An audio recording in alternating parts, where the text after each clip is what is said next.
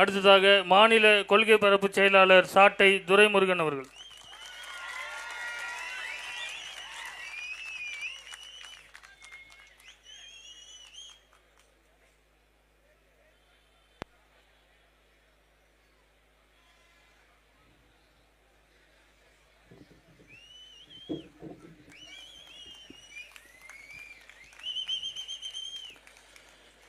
நாம் தமிழர் கட்சியினுடைய மீனவர் பாசறை நடத்தும் கண்டன ஆர்ப்பாட்டத்தில் அமர்ந்திருக்கிற அண்ணன் உள்ளிட்ட அனைவருக்கும் என்னுடைய அன்பு வணக்கம். மீனவர்கள் மீன்களை பிடித்து கரைக்கு திரும்பினால் மீன்கள் மீனவர்களுக்கு உணவு, திரும்பாவிட்டால் மீன்களுக்கு மீனவர்களே உணவு என்கிற கவிப்பேரரசு ஐயா வைரமுத்துடைய வரிகளுக்கு இணங்க கடலோடு போராடுகிற மீனவ மக்கள் நித்தம் நித்தம் இலங்கை கடற்படையோடு போராடுகிறார்கள் என்று நாம் ஆர்ப்பாட்டத்தை நிகழ்த்துகிறோம். பேசிய எல்லோரும் சொன்னது மீனவர் பிரச்சனைக்கான ஒரே தீர்வு கச்சத்தீவை மீட்பது. கச்சத்தீவு எப்போது கொடுக்கப்பட்டது, யாரால் கொடுக்கப்பட்டது, கொடுக்கும் போது கக்கத்தில் கை வச்சு கொண்டு யார் படுத்திருந்தா என்று எல்லோரும் விளாவரியாக நாம் பலகாலமா பேசுறோம். கொடுத்துட்டோம், கொடுத்ததுதான், கொடுத்தா திருப்பி எடுக்கலாம். 1974 கொடுக்கப்பட்டது, கிட்டத்தட்ட 50 வருஷம் ஆகுது. இந்த 50 வருஷத்துல 1974 பிறகு தமிழ்நாட்டில் 13 நாடாளுமன்ற தேர்தல் நடந்திருக்கு. 507 பாராளுமன்ற உறுப்பினர்கள் தேர்ந்தெடுக்கப்பட்டிருக்காங்க. இதே ராமநாதபுரத்திலிருந்து 13 பாராளுமன்ற உறுப்பினர்கள் இந்தியாவுடைய பாராளுமன்றத்தை அலங்கரிச்சிருக்காங்க. நான் கேட்கிறேன், 507 பாராளுமன்ற உறுப்பினர்கள் 13 பாராளுமன்ற தேர்தலில் புடுங்கி ஜெயிச்சு என்ன பண்ணீங்க? 1974 பிறகு 2024 வரைக்கும் இந்த பாராளுமன்றத்தில் கச்சத்தீவு குறித்து பேசிய ஒரே மகன் தேவர் தந்த தேவர் உறங்கா புலி எங்களுடைய ஐயா மூக்கையா தேவர் மட்டும்தான். இது என்ன உங்கள் அப்பன் வீட்டு சொத்தா நீங்கள் பூதானம் எடுத்து கொடுப்பதற்கு? வடக்கே நிலத்தை கொடுத்தது போல உங்கள் காலுக்கு அடியில் எடுத்து கொடுப்பீர்களா? என் பாட்டன் சேதுபதியுடைய நிலத்தை கொடுப்பதற்கு உங்களுக்கு என்ன உரிமை இருக்கிறது என்று முழங்கிய மூக்கையா தேவருக்கு பிறகு வேற எவனும் ஆம்பளை பாராளுமன்றத்துக்குள்ள போகல. ஆம்பளைன்னா பெண்களை சொல்ல, ஆண்மையுள்ள எவனும் போகல. ஏன்? எந்த ஆண்மை உள்ளவனுக்கு நம்ம வாக்கு போடல. தம்பி மணிகண்டன் கூட சொன்னாங்க, ஐயா கூட சொன்னாங்க, மீனவர்களுக்காக நாங்கள் பேசியதை விட அண்ணன் சீமான் பேசினாரு. என் மீனவனை தொட்டால் சிங்கள மாணவனை தூக்கு வேண்டான்னு பேசிய ஒரே தலைவன் எங்க அண்ணன் சீமான். ஓட்டு போட்டியெல்லாம் திருவொற்றியூர்ல, ஓட்டு போட்டியெல்லாம் கடலூர்ல இல்ல, புறக்கணித்தார்கள். மீண்டும் மீண்டும் நான் ஆட்சிக்கு வந்தால் நெய்தல் படை கட்டுவேன் என்று அறிவித்தார். நெய்தல் படலாம் சீமானால கட்ட முடியுமா? அவர் என்ன பெரிய அதிபரா? மனசுல பெரிய ஜனாதிபதி நினைப்பா? கிண்டல். சிங்கள ராணுவம் தலையை சொரியறதுக்கு கையை தூக்குனா கூட நெய்தல் பட சுற்றுமா? எப்படிப்பா சாத்தியம்? அவர் தனிநாட்டு அதிபரா? நாங்க நெய்தல் படைன்னு சொன்னா சுளுக்குது, நெய்தல் மீட்சி இயக்கம்னு சொன்னா இனிக்குது. உனக்கு வந்தா ரத்தம், எனக்கு வந்தா தக்காளி சட்னி மாமண்டு.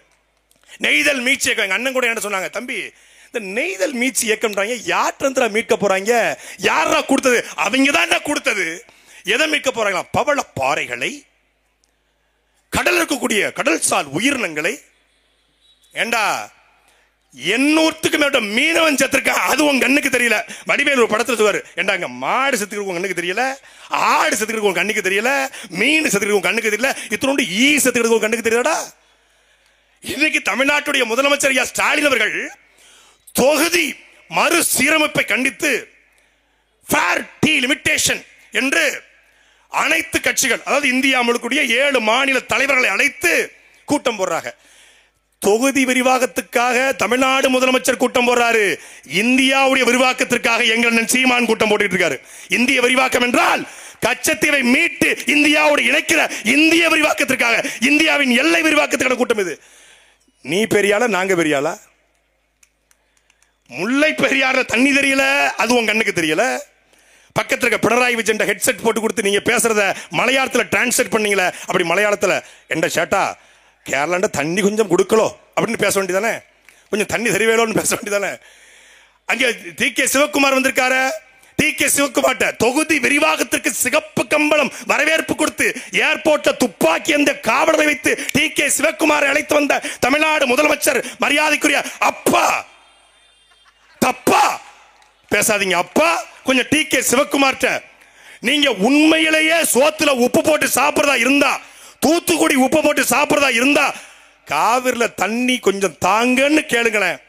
கேளுங்களேன். காவிரி பிரச்சனைக்கு தீர்வு இல்ல, முல்லை பெரியாற்றுக்கு தீர்வு இல்ல. இங்க நாம மீனவருக்காக போராடுறோம், அங்க அண்ணா யூனிவர்சிட்டிக்கு போராடுறான், அந்த பக்கம் ஜவஹர் அலி புதுக்கோட்டை வெட்டி கொலை செய்யப்பட்டிருக்காரு, மக்கள் போராடிட்டு இருக்கான். திருநெல்வேலி டவுன்ல ஜாகிரீசன் கொலை செய்யப்பட்டிருக்காரு, மக்கள் போராடிட்டு இருக்கான்.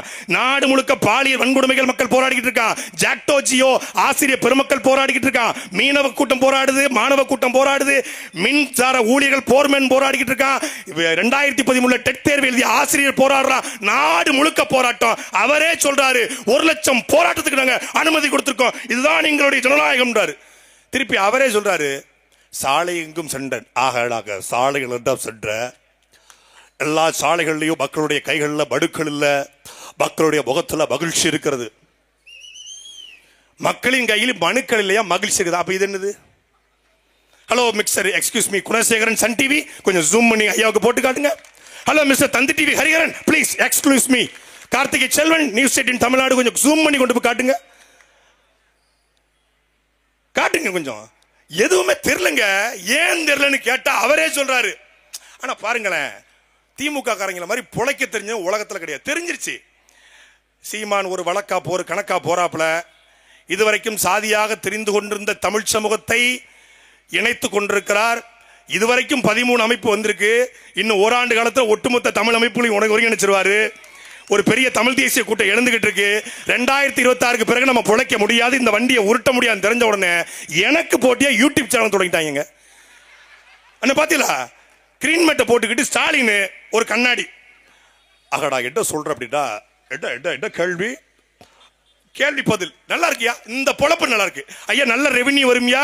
நான் கூட சப்ஸ்கிரைப் பண்ணிருக்கேன் உங்க சேனலை, உங்க கட்சிக்காரன் பண்ண நான் பண்ணிருக்கேன். ஏன்னா எம்.கே. ஸ்டாலின் பேஜ்ல லைவ் போதுங்க. ஒய்எம்சி திடல பேசிட்டு இருக்க லைவ் போது 47 பேர் பாக்குறான், 48 நானு. எங்க அண்ணன் வளசரவாக்கம் வரல வளசரவாக்கம் காவல் நிலையத்துக்கு எம்டியா கேமரா வைக்கிறான். 15,000 பேர் ஸ்டேஷன்ல பாத்துக்கிட்டு இருக்கான். எங்க அண்ணன் வரும்போது இதுதான்டா தமிழ் தேசிய இனத்தினுடைய எழுச்சி. இந்த இப்ப பாருங்க, இது இன்னைக்கு கூட்டம் போட்டுருக்காங்க. காலை ஒரு பய பார்க்கல. நான் தான் உட்காந்து ஏர்போர்ட்ல மெனக்கிட்டு என்ன பேசுறேன், ஏதாவது கண்டென்ட் கிடைக்குமான்னு பாத்துக்கிட்டு இருந்தேன். ஒரு பய பார்க்க மாட்டான்.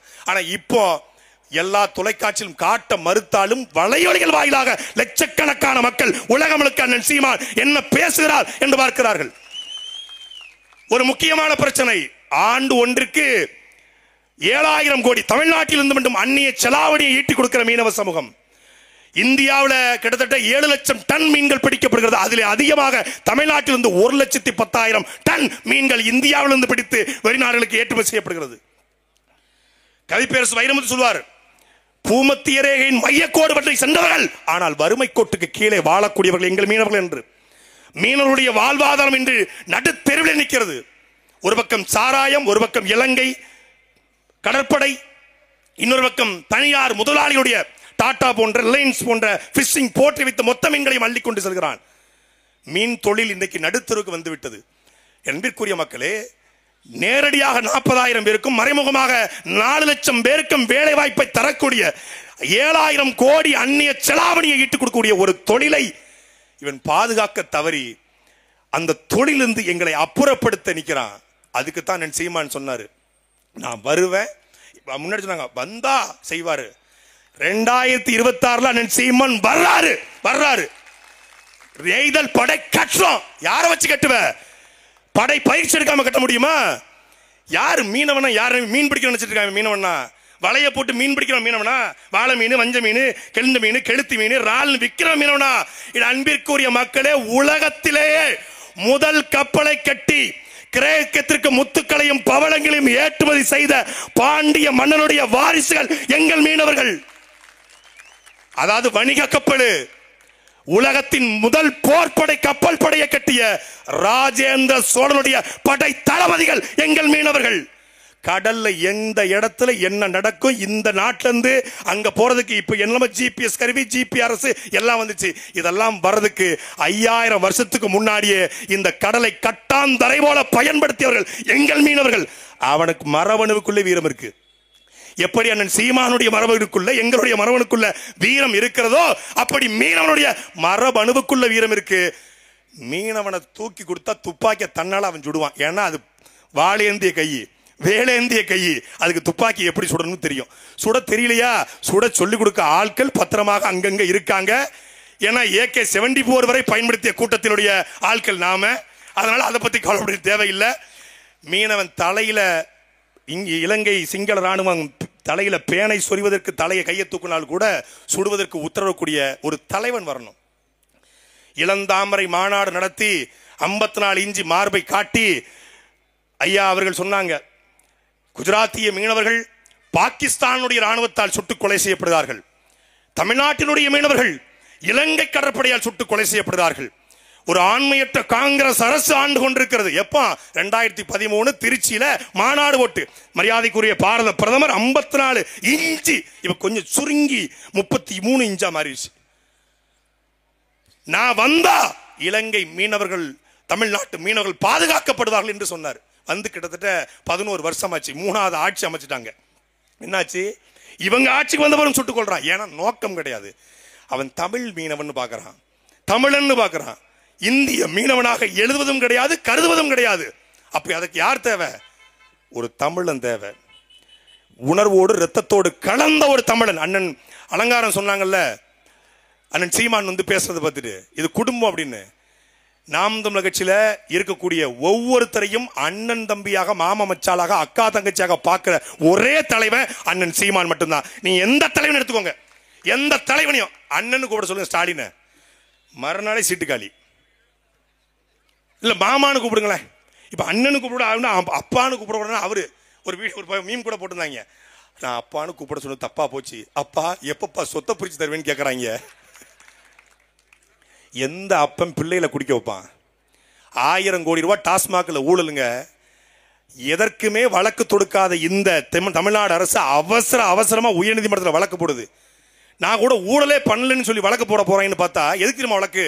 அமலாக்கத்துறை சோதனைக்கு வரக்கூடாது நாங்க சொல்லல, சொல்லிட்டு வாங்கன்னு தான் சொல்றோம். கவனிச்சீங்களா? அமலாக்கத்துறை சோதனைக்கு வரக்கூடாது நாங்க சொன்னோம், சொல்லிட்டு வாங்க. ஏன்? அப்பதானே ஒளிச்சு வைக்க முடியும். ஏன்னா சோதனைக்கு வரவன் எப்பறம் சொல்லிட்டு வருவான்? கொஞ்சம் சொல்லிட்டு வந்தா பதறாம இருக்கும்லாங்க. பதறதுல இப்ப எங்களுக்கு 1000 கோடி வெளியே தெரிஞ்சு ஊழல், வெளிய தெரியாம 1 லட்சம் கோடி ஊழல். எங்க மண்ணுல ஊழல் பண்ணு, மலையில ஊழல் பண்ணு, கல்லுல ஊழல் பண்ணு, ரேஷன்ல ஊழல் பண்ணு, ஏன் இந்த டாஸ்மாக்ல கூட ஊழல் பண்ணு. கேடுகட்ட கேவலப்பட்ட ஓங்கோல் கூட்டம் கக்கூஸ்ல ஊழல் பண்ணிருக்கு. கக்கூஸ்ல திமுக கரவேட்டி கட்டிக்கிட்டு எப்படா கருப்பு சோப்பு கார்ல கொடிய போட்டுக்கிட்டு கருணாநிதி படத்தை ஸ்டாலின் படத்தை வச்சு வெக்கம் இல்லாம எப்படா திரிய? ராம்நாட்ல எப்படி திரிய? உங்க பொண்டாட்டி புள்ளைய மூஞ்சில எப்படா முழிக்கிறிய? கக்கூஸ்ல 5 ரூபாய்க்கு கழுவ வேண்டிய கக்கூச 600 ரூபாய்க்கு கழுவுன்னு சொல்லி 1000 கோடி. வெக்கமில்ல உனக்கு? கக்கூஸ் நாரி போன ஆட்சி, அதுக்கு 4 ஆண்டே சாட்சிங்கிற மாதிரி ஒரு கேடுகட்ட ஆட்சியை கொடுத்து விட்டு எந்த கொப்பட வேண்டிய குறை சொல்ல முடியாது, புடுங்க முடியாது. வர்றோம்டா, ஒரித்தலமா வர்றோம். 1 வருஷம் எங்க அண்ணன் சீமானுடைய திட்டம் இருக்கு. 1 வருஷ திட்டம். இந்த 1 வருஷம் தமிழ்நாட்டை சுழண்டு அடிச்சு எங்க அண்ணன் செல்வகுமார் போல, திருமாறன் போல, எங்களுடைய கரிகால் பாண்டியன் போல பல பேர் வெளியே இருக்காங்க, வர்றாங்க. 50 பேரை நினைக்கிறோம். இது கூட்டணியா மாறுமா? சாதி கட்சிகளை செய்யுமா நினைக்கிறார். வாங்கு ஓசூர்ல இருந்து வந்தா கவுடான்னு நீ கேப்ப, அது சாதி வெறி கிடையாது. சாதி பார்த்து சீட்டு கொடுப்ப, அது சாதி வெறி கிடையாது. இது சாதி வெறியா? சாதி கட்சிகளோட கூட்டணியா? சாதிக்காக கட்சி கட்டினாலும் தமிழ் தேசிய இனத்தினுடைய மீட்சிக்காக வந்திருக்கிற எங்களுடைய அண்ணன்மார்களுடைய வந்திருக்கிறாங்க. அண்ணன் சீமானுடைய கரத்தை வலுப்படுத்த நின்றார்கள் சமூகத்திற்காக. அந்தந்த சமூகத்துக்கு அவன் உண்மையா இருந்தான். நீ வந்து ஓட்டு போட்ட தமிழ் சமூகத்துக்கு உண்மையா இருந்தியா? சாதி கட்சி, இவர்களை சாதி கட்சி ஆரம்பிச்சு சாதி சங்கங்களை ஆரம்பித்து இசைவளால் சங்கத்தில் கருணாநிதி படம் மயிர புடுங்க வேலை போடுறிய. நாங்க சாதி கட்சியோட கூட்டணி வச்சுன்னு சொல்றிய. எதுக்கு போடுற கருணாநிதி படத்தை? தமிழ்நாட்டில் கூடிய 36 அமைச்சர்ல 30 அமைச்சர் பிஏ இசை வேளாளர் மறுக்க முடியுமோனால எப்படி போனாரு? ஏன் ஒரு பிஏல நாடார்ல பிஏ இல்லையா? தேவரில் பர்சனல் செக்ரட்டரி இல்லையா, முத்திரையரில் பர்சனல் செக்ரட்டரி இல்லையா, கோணாரில் இல்லையா, குங்கு வேளாளர் இல்லையா, பறையர் இல்லையா, ஆதி தமிழர் இல்லையா, குயவர் இல்லையா, நாடார் இல்லையா? எப்படா இசை வேளாளர் மட்டும்? பொன்முடிக்கும் இசை வேளாளர், ஸ்டாலினுக்கும் இசை வேளாளர், செந்தில் பாலாஜிக்கும் இசை வேளாளர், அன்பில் மகேஷுக்கும் இசை வேளாளர். எப்படி ஒரு பர்சனல் செக்ரட்டரி? இதுதான்டா சாதி வெறி, இதான்டா சாதி வெறி. இடஒதுக்கீடு அடிப்படையில் நீ பேச தகுதியற்றவன். நாங்கள் பேசுவோம், நிறைய இருக்கிறது. ஒரு வருஷம் இவர்களை அடிக்கிற அடியில 70 ஆண்டு திராவிடம் இந்த மண்ணிலே புதைய வேண்டும். செந்தமிழன் சீமான் கோட்டையை பிடிக்க வேண்டும். அன்றுதான் தீரும் இந்த மீனவர் பிரச்சனை, கச்சத்தீவு பிரச்சனை. நன்றி, வணக்கம். நாம் தமிழர்.